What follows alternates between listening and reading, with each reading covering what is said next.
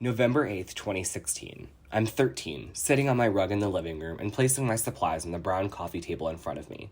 A blank map of the US and red and blue colored pencils. I turn on the TV to NBC as the election begins.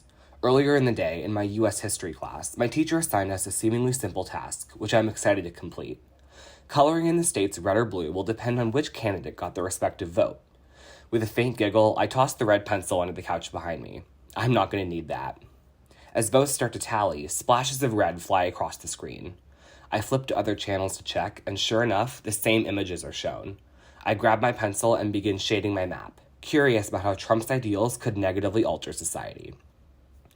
For the remainder of the evening, my mom anxiously switches back and forth between news channels watching the results come in. My parents are experiencing all 5 stages of grief. As I hunch over my map, the first stage hits, a descent and a denial.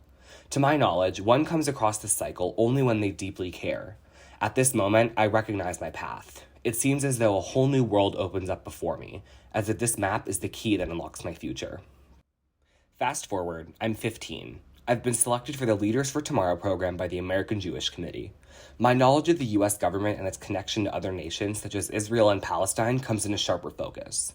Having never thought much about the idea of diplomacy, discussing peace in the Middle East and listening to congressional representatives on Capitol Hill share their ideas was deeply impactful.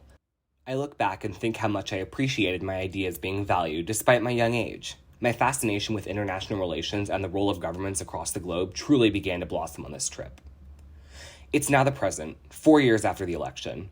My fascination with politics remains as strong as ever. However, positivity does not necessarily flood this sentiment, with Trump's seeming ignorance of both the Constitution and the concept of checks and balances.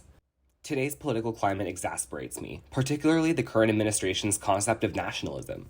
I actively challenge 2 facets of this conviction: that America must come first at any cost, and that it can become great again by marginalizing particular sub-demographics of people. In this era of rapid interconnection, I am a firm believer in the motto, "It takes a village." If every power acted in a selfish manner, the world would simply not function. Civilization built itself on the concept of interpersonal communication and trade. Several hundred years ago, when the earth was divided into empires that acted as separate cultures, people could afford to be more isolationist. Those days are gone. The threat to the American dream and the rise of nativism and xenophobia alarms me. Immigration waves in the 1800s led to many nativist groups expressing apprehension towards those other people taking our jobs.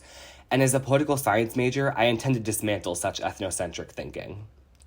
As I sit at my desk, I continue to ponder my place in the new America forming because of the millions of valiant voices speaking out against injustice. I think about the newest and youngest generation, joyfully ignorant of the chaos they will inherit. I reflect on that fateful Tuesday evening, those pencils, and the naivete that ironically they would erase. My gratitude has awakened me to a daily commitment to prepare myself academically to be part of the revolution. Hope may fade, but action endures.